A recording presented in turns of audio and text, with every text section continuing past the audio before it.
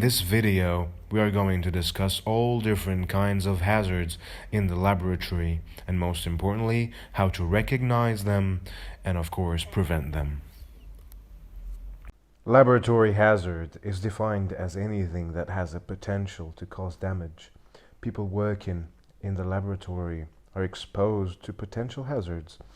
Risks can be minimized by eliminating dangerous situations where possible, establishing clean, safe work habit, taking proper precautions at all times, and maintaining awareness of good safety practices. The types of hazards which laboratory workers may be exposed to can be classified into three categories: chemical hazards, biological hazards, and physical hazards. Chemical hazards. A chemical hazard is a type of occupational hazard caused by exposure to chemicals. Exposure to chemicals can cause acute or long-term detrimental health effects.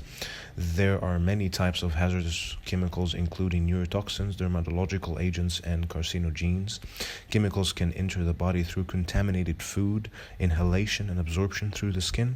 Strong acid and alkalis are the most common corrosive chemicals to which clinical technologists are exposed. This occurs mainly through the splashing of reagents during their preparation.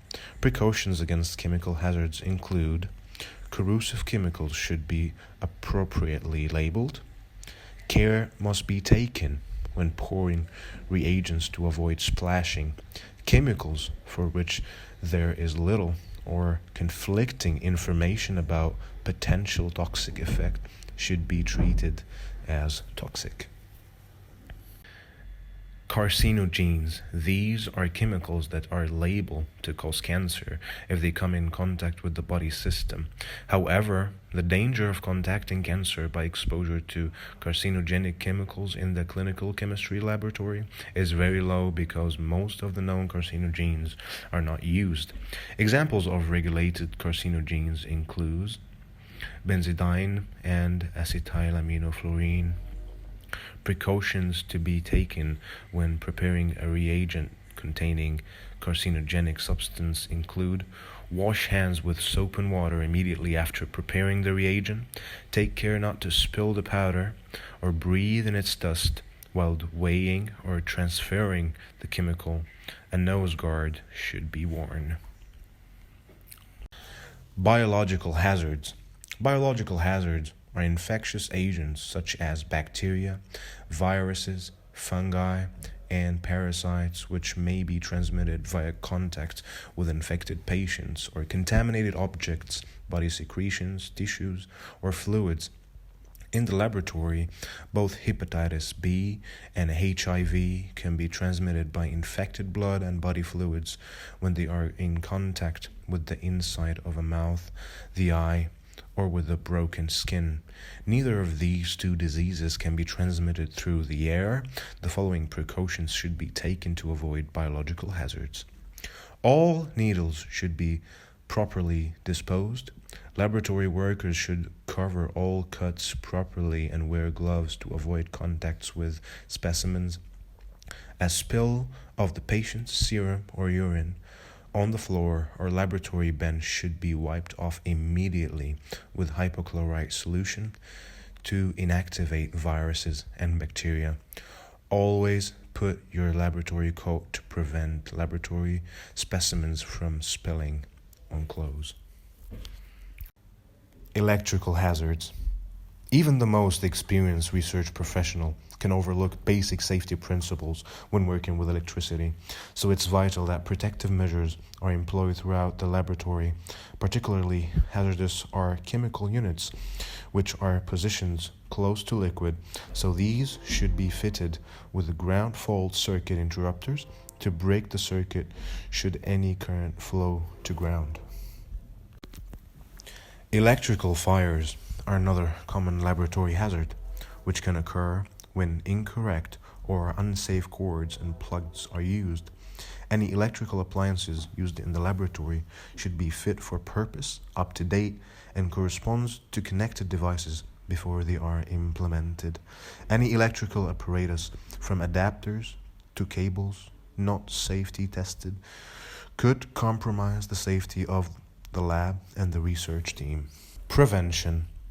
Electrical hazards can easily be overlooked in labs, which tend to have more health and safety risks than in other workplaces. Electrical hazards are potentially life-threatening, however, so minimizing the risk is vital. All power outlets that could be exposed to wet conditions should be equipped with ground fault circuit interrupters. Flexible extension cords should also be well maintained and never used as a substitute for permanent wiring. Electrical pendants can be used where possible to keep cords out of the way. Breathing masks. Respirators are designed to prevent contaminated air from entering the body. Food, drinks prohibited.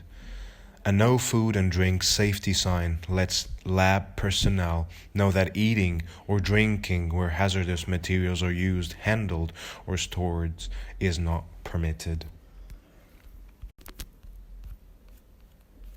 First aid station. The first aid station safety symbol indicates the availability of a first aid kit.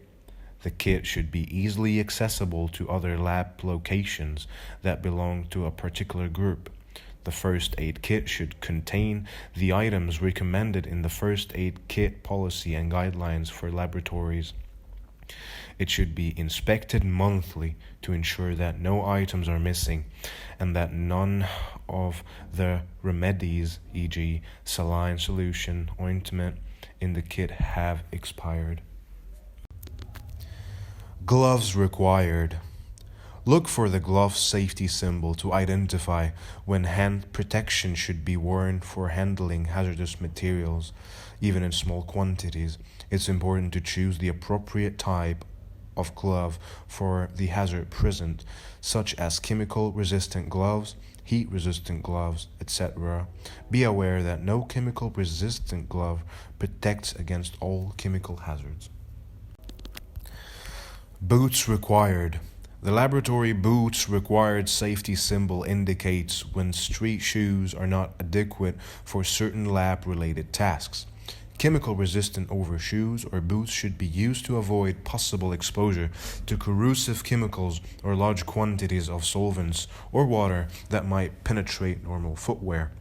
Leather shoes tend to absorb chemicals and may have to be discarded if contaminated with a hazardous material. In a lab, dropping a beaker of acid will soon destroy an ordinary pair of shoes. Protective clothing. The protective clothing safety symbol indicate that a lab coat or other protective clothing needs to be worn. Safety glasses. The eye protection safety sign indicates there is a possibility of chemical, environmental, radiological, or mechanical irritants and hazards in the laboratory. Eye shields, also called safety glasses, goggles, or spectacles, not only provide protection against flying debris and chemical splashes in the lab, but may also protect against visible and near visible light or radiation from UV rays, depending on the lens material.